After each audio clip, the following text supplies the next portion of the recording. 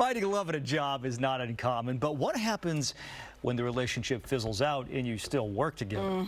Court standing by with an expert to discuss some things you should consider before you, well, you know, I'm not going to use the expression that I'm going to say, but you know, I know what you're thinking. Exactly. Yeah, exactly. You don't want to do that. And be honest, because you have either seen it happen at your workplace or you may have been that couple. Rosalinda Randall joining us, our fantastic etiquette expert. Just kind of talking about how to navigate this whole workplace romance thing, because it can really be great or it can be really, really bad. Yes. First of all, please check the company policy manual. You signed it at some point, but you know how we just peruse, sign, and start our day. So that is something that is very important. Some companies forbid, I don't know how they can do that, but forbid romantic relationships. Others only forbid boss-subordinate relationships, which makes sense. And then others, you must disclose it. Once you enter in a romantic relationship, there's even, some companies call it a love contract, where both parties have to sign that it is consensual, it wasn't terms of employment, and so on and so forth. And that reduces a lot of the liability of the company. And then both parties can't go, oh, she did this, he did that, or they did this. So that's one thing. Now, are they already in a relationship is a really good question to ask, whether it's at work or not. Is your intended boo already hooked up with somebody? Well, I mean, some people had side things going on, so you can't determine what they want and what they wouldn't want. However, it gets a little bit stickier, and you never know. But it could be difficult in the workplace setting to discreetly find out. You can ask a coworker, but if that coworker's friends and the gossip goes and all that stuff, I recommend getting to know them on a professional level first. They're at work. What if their ethics and the professional style doesn't align with you? Then it's over anyway. So why pursue it? Go in a group setting with a bunch of coworkers, and then if there's the opportunity or you feel the vibe where you have a little private conversation, you build trust, get to know them, and that's how it's easier to find out without being, you know, shunned completely or shut down.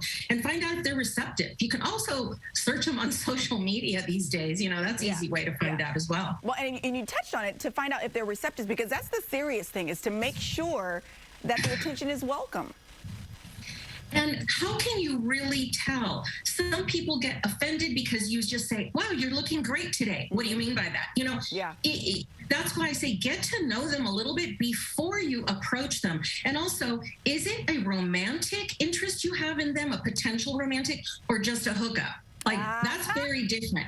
And maybe they're thinking it's romantic or the opposite, and you're going to have problems right from the start if that's it. And in today's world, it is a very risky thing to approach someone to say, hi, would you like to go out sometime? Well, that's harassment. To some people, their level of sexual harassment, like I said, just even giving a compliment, unless they're loud and clear that they are interested or open to it, because you can also misread body language. You know, somebody goes, oh my gosh, and taps you on there. You think, oh, it's a little more, you know, personal. Even a smile or laughing at your jokes can be misinterpreted. Maybe they're just laughing. It doesn't mean they like you. And I just want to say a quick note for the people who are approached and you want to decline. You know, unless it's some nasty, vulgar approach or proposition, okay, I get it. But just your basic, are you interested in me? Just go, you know, let's just leave things as they are. Or I have someone else. Or I don't date in the workplace. I mean, there's no need to go and report that person. I'm not telling you can't.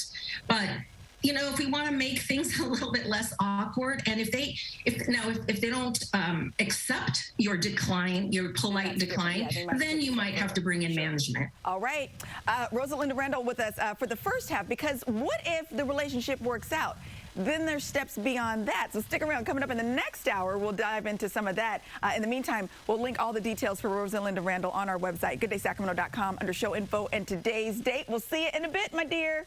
Great. All right. John, back over to you.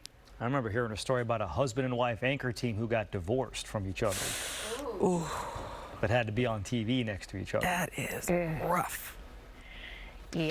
All right.